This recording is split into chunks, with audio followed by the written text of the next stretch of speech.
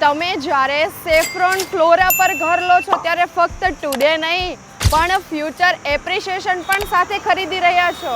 એકવાર પાછું જુઓ, સિંધુ ભવન રોડ પહેલા શું રેટ હતો અને આજે શું છે. પીડીપીયુ રોડ પહેલા અનવેલ્યુએબલ હતું અને આજે પ્રાઇમ ઝોન છે. વૈષ્ણવદેવી સર્કલ એક સમયે ક્વાઇટ હતું પણ આજે હોટસ્પોટ છે.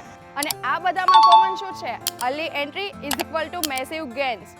અને હા, આ જ પેટર્ન સેફ્રોન ફ્લોરા રોડ પર ફરીથી રિપીટ થઈ રહી છે. ડેવલપમેન્ટ પાઇપલાઇન સ્ટ્રોંગ છે.